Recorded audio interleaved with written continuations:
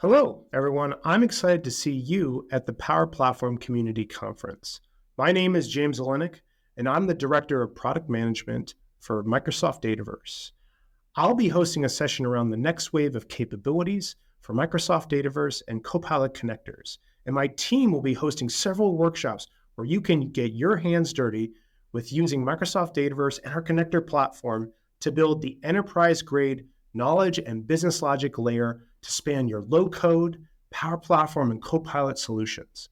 And for those of you on the go, don't miss out on the Low Code Approach podcast. It's a great way to stay informed and inspired about all things Power Platform, even while traveling.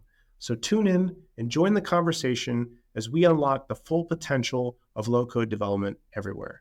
Thank you, and I'm looking forward to seeing you all at the conference.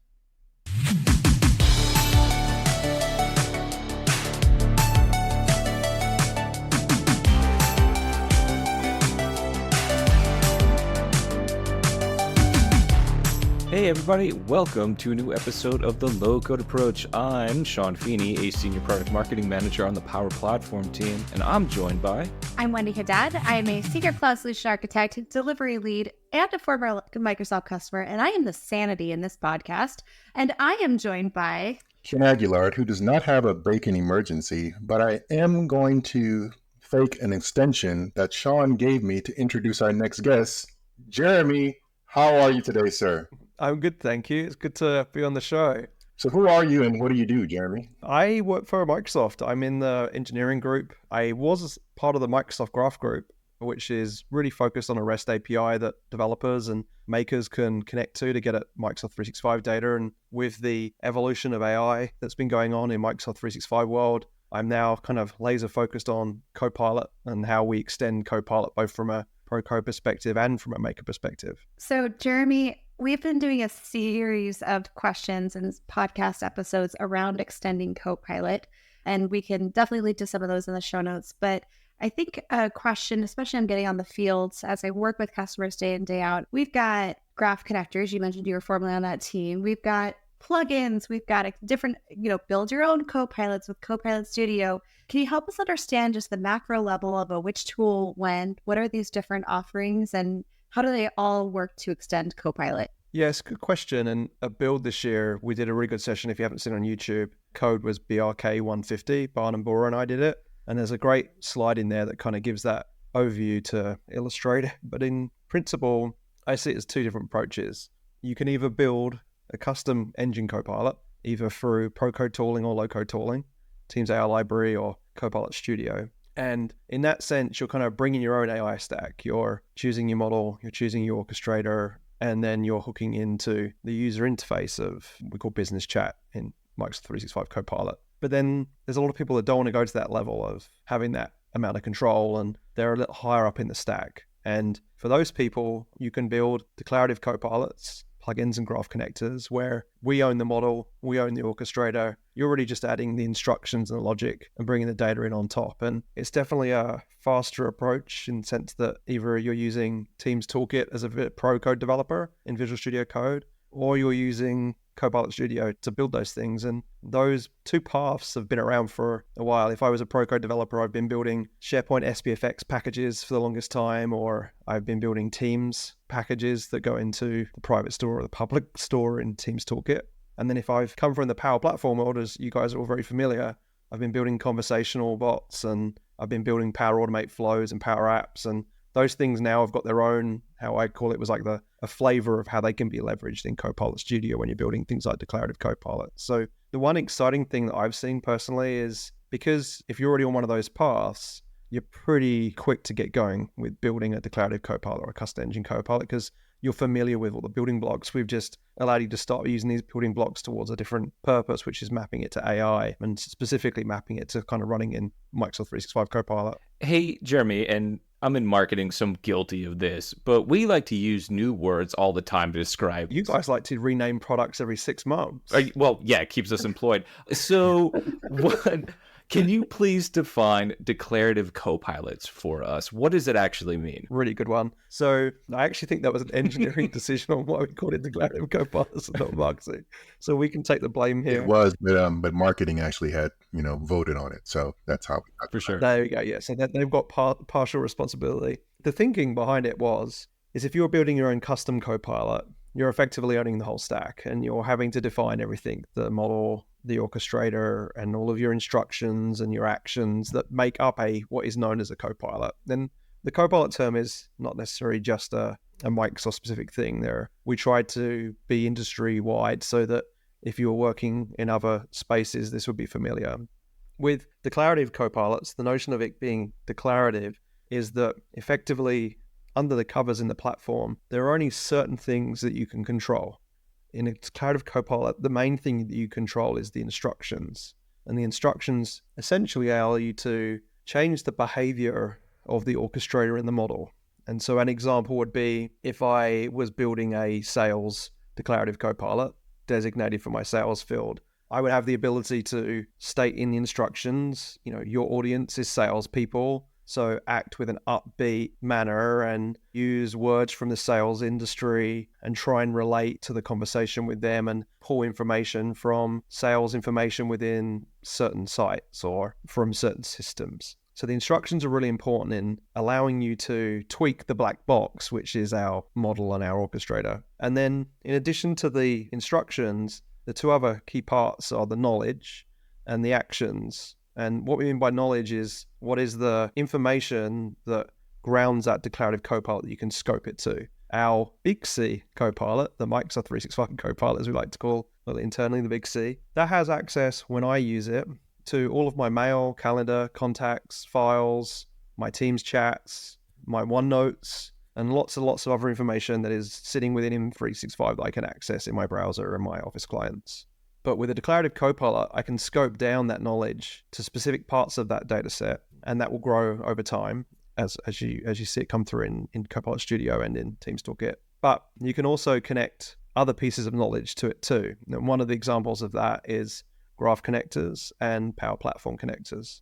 And then the last part of the knowledge and the instructions is the actions, and the actions effectively allow you to use plugins to not only help your declarative copilot summarize knowledge for the user based on the prompt they ask, but you can take action on things too.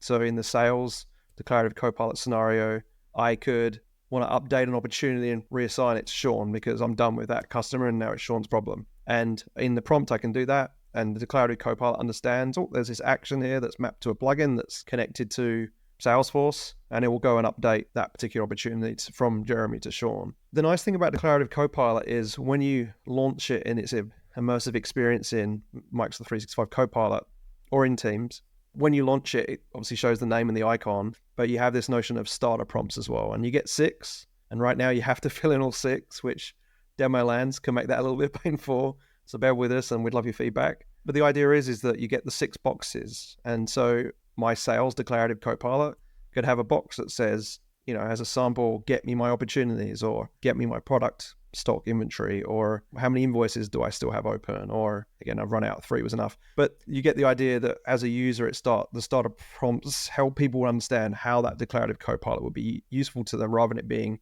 the big C copilot, which I still personally struggle with a bit of what can I ask it and what can I not? And you'll see us putting starter prompts in the big C one too. But this allows you to have your declarative copilot, have those instructions, the knowledge, the actions, and then those starter prompts, and really get your users going on a very specific function or use case based on who they are. And the nice thing is that you can deploy them to certain groups of people. Like this case, you wouldn't deploy the sales declarative copilot to Sean in marketing. He would only get marketing related declarative copilots. And with Wendy, with the engagements you're doing, you probably would want the sales one. And so that's kind of how we're rationalizing like the scope of what these things will be used for when it comes to Microsoft 365 and how you as a maker or a pro dev can build them. So Jeremy, I'm going to back us up just a little bit because I think this is super helpful with the declarative copilots. You mentioned kind of the Copilot Studio all up, which declarative copilots are part of that. And you've got the graph connectors. Can you give me some examples of what data repositories or use cases are better for one or the other, graph connectors, or let's just say Copilot Studio right now? and, unstructured data, taking actions on your data. Maybe we'll do this a little rapid fire here. Yeah, that's good. Graph connectors have been around for a long time. We rolled them out almost 4 years ago now as a construct, as a way of getting data into our Microsoft search experience. So if you're in SharePoint search or Office.com search or Team search, in a brand new tenant, you get access to SharePoint, OneDrive, your calendar, contacts, files, chats. And we had a lot of demand that, hey, we've got all this data in ServiceNow and we'd like your search experience to show ServiceNow data as an example, or Salesforce data, or I have an on-prem file share that isn't technically part of Microsoft 365, but I want to be able to have it show up in search. And so Graph Connectors has always been a way for an admin in the admin.microsoft.com experience, we call it the Mac internally, to basically turn on those connectors and connect to those external systems.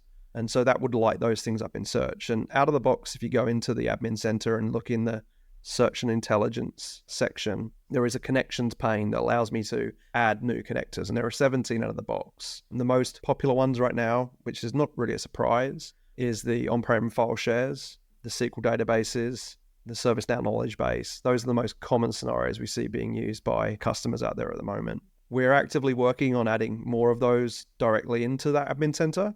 And the reason I bring all that up is that now with Copilot has access to those same items that search does. And so I can query across on-prem files or ServiceNow knowledge base articles, or it could be from another wiki, like Atlassian has a product called Confluence that you can connect to as well, or any static website. If you've got an internal website with auth on it, you can click and crawl those things into.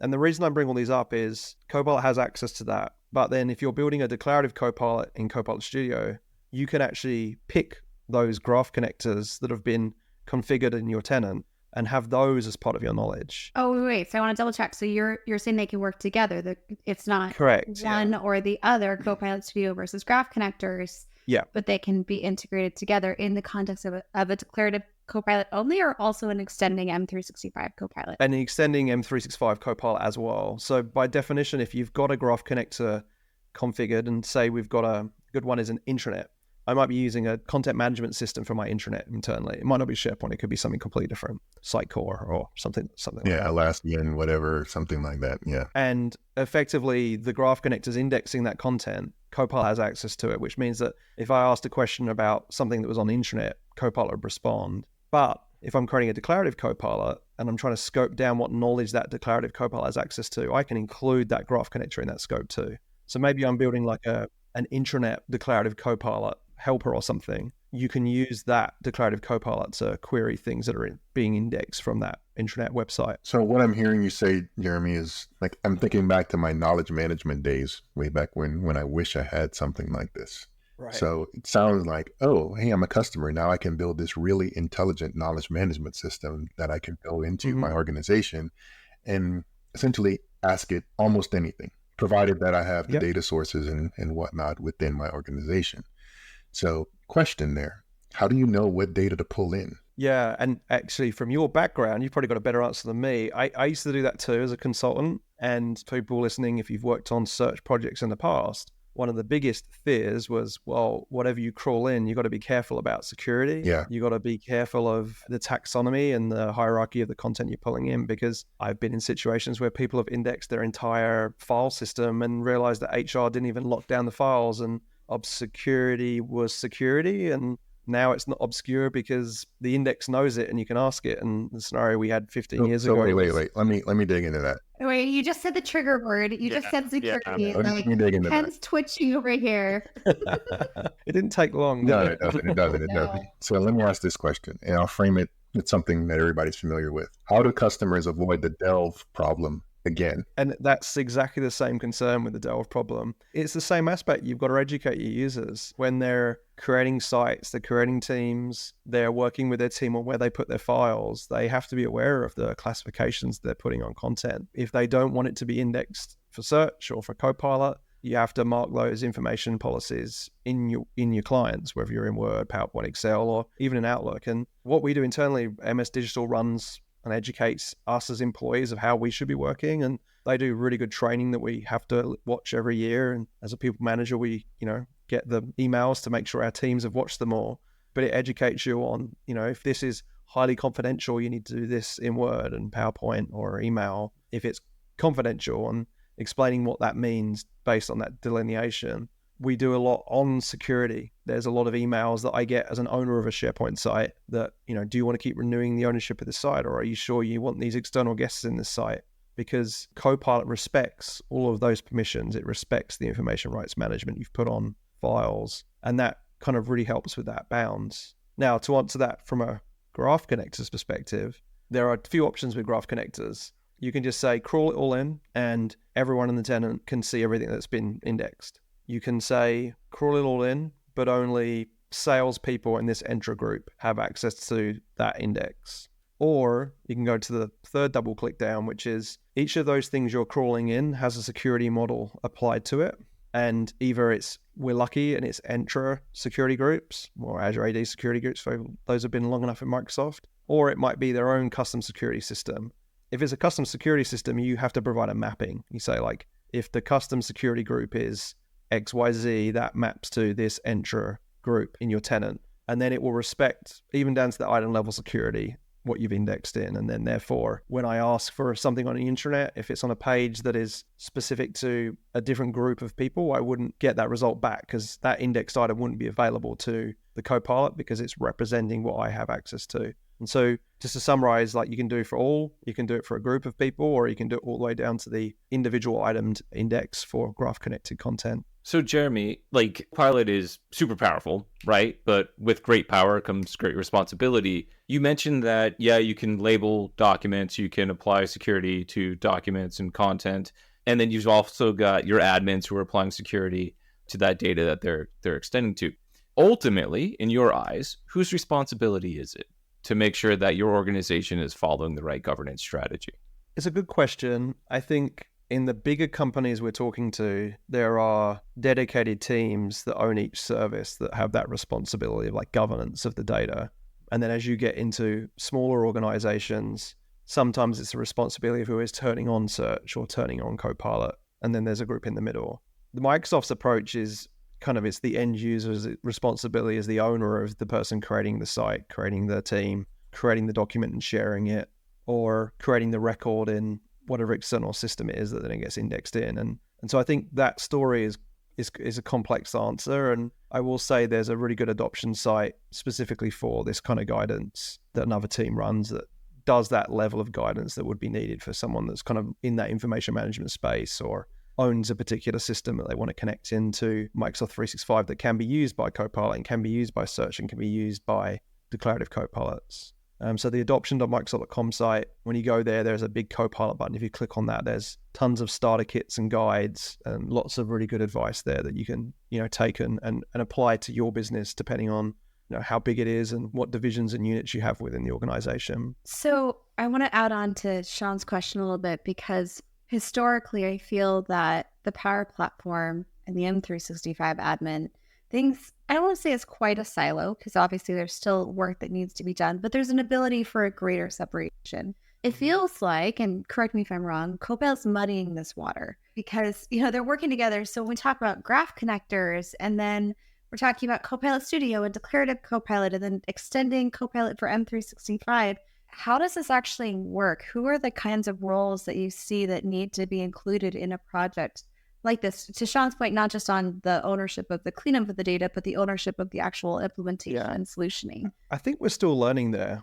Copilot's been around for a bit now, like a bit in technology, AI years, a year that we've had like big customers running it. And from my experience, we're talking to customers about when plugins first came out in May in last year in 2023. And we announced declarative copilots at Build this year in May. The conversations we've been having is, yes, you're right. There was a whole group of people that were doing Power Apps and Power Automate and building things over there. And that world was not the same world that was building things for Teams and building things for SharePoint. The people that were going and purchasing Copilot was typically the people that were administering Microsoft 365, not the Power Apps and Power Automate admins. This world where Copilot Studio is one of the key ways that you can create declarative copilots and create plugins, connect up things like graph connectors and deploy those things into M365 Copilot, definitely muddies that water. And I compare it to how things used to be with SharePoint on premises and SharePoint Server 15 years ago. I had to become an AAD expert overnight. I had to know how to install SQL, I had to know how to run SQL commands. I had to know how to grant myself God mode on every single server product to get SharePoint going. We need a trigger warning on this episode, Sean. I'm just saying. This is my old life too, and oh my god. Yeah. A little bit. I had a hard drive strapped to the back of my laptop. I was running, VMware or Hyper-V, depending on what I could get going. I'm just keeping myself on mute, Jeremy, because you were the problem for me. Okay, this is what it was right here.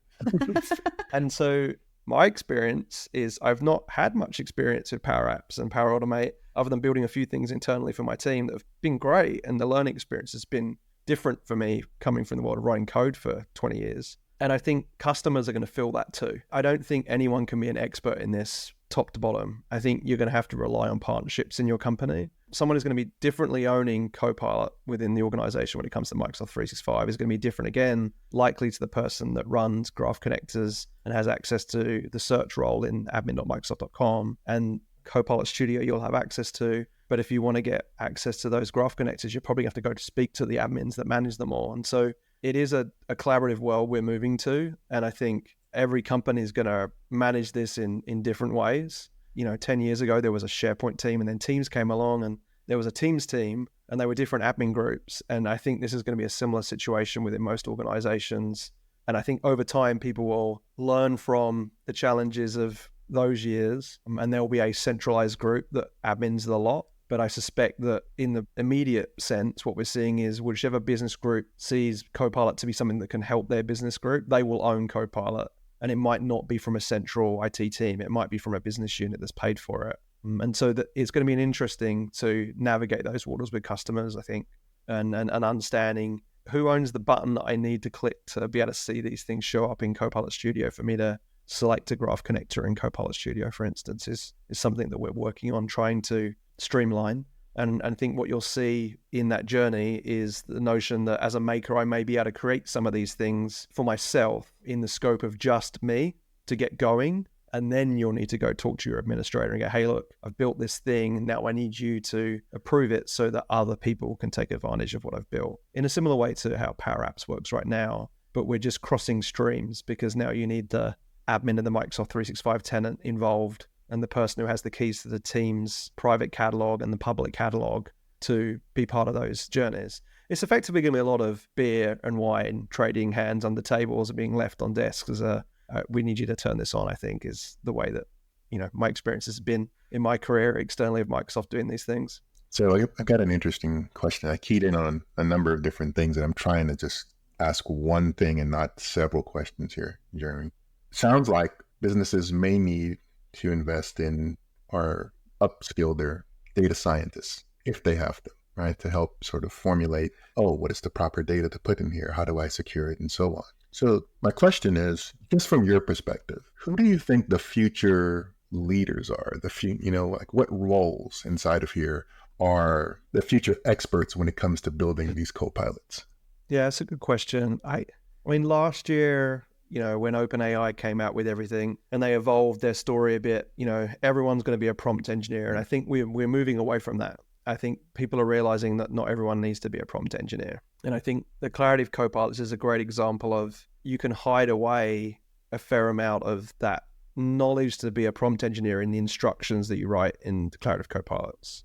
In saying that, I am always looking at Prompt Buddy, the aka.ms/Prompt Buddy tool that we have internally, and there's public sites that are sharing like prompts that work great with Microsoft 365 Copilot and broader AI technology. I do think that to be successful at building a declarative copilot for your business need, maybe it's your business unit, maybe it's the whole company that you're building one for, you have to look at other examples and you have to look at what prompts giving good, productive help to a user to even ideate on, wow, we could go build this really great declarative copilot mashing up data from these three systems. So all we need to do is pull that data in. It might be a graph connector, it might be a plugin, but the way that you mash that up is through those instructions and those starter prompts that the users will click on.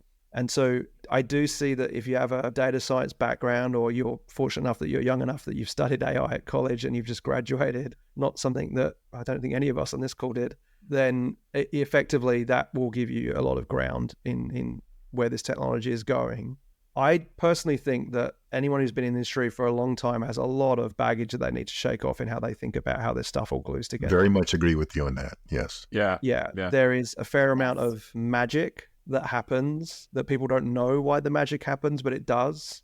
And in my logical brain of being in this industry for a long time, I'd have been like, no, that's not possible. But then someone shows me the prompt and I'm like, well, color me surprised. Look at that. That's a really good prompt. And so I do think for those that have been around long enough, that notion of shaking that off is going to be hard, and being open-minded to what this technology can do and how a model works and how the orchestrator does its thing. I do think that someone in this role of building declarative copilots, whether it's in Copilot Studio or in Visual Studio Code, that basic foundational relearning of understanding what prompts work based on the data that's in M365 Copilot is actually, it should just be, is de facto, it should be done. And it is super useful. Like if your company's been on Microsoft 365 for a long time, like Microsoft has, I've got 10 years worth of emails and files all over the place and calendar items, and there's a lot of really useful prompts that I've put together that have really helped me discover things that would have taken me a long time of clicking around or even just using search. And so that's, for me, been the way I've been exploring what kind of prompts could be useful. And then that helps me ideate on, wow, this declarative copilot with that kind of flavor would be super useful for my team. And that's what I've been doing with my team in the last few weeks, is creating these, these so helpful. DCs, as we call them for short, declarative copilots to help. We definitely need a second podcast episode on this, but I want to continue on this line of thought for just a moment. And I think this question is both to you, Jeremy, but also maybe Ken and even Sean, a little bit of what you're seeing in the industry and how you're having maybe internal discussions about how we're approaching this. Because when I talk to customers, I'm starting to hear customers talk about, with AI, with low code, with app development, we need to empower those end users. Our businesses, our people, are our greatest resource. How do we empower them to help us scale, right? Especially in this economy. I think we've got a muscle here in terms of like governance boards and security review and change control boards in terms of the lock it down side of the house, right? Are you seeing more companies take more of like innovation boards or enablement, groups, as you talk about those cross-role committees? Or should organizations be doing this? And then a follow-up question, and I think maybe even Ken, do you think that someone who has a governance background is the right fit for running those boards? Or are there certain roles that we need to pull in outside of maybe traditional IT security, legal, to help with that innovation? Well, I mean, for me, I'm always the right answer. So there it is for that. But this is the podcast by Jeremy. So Dr. No? Let's go with that, right? I'd like to hear from Jeremy.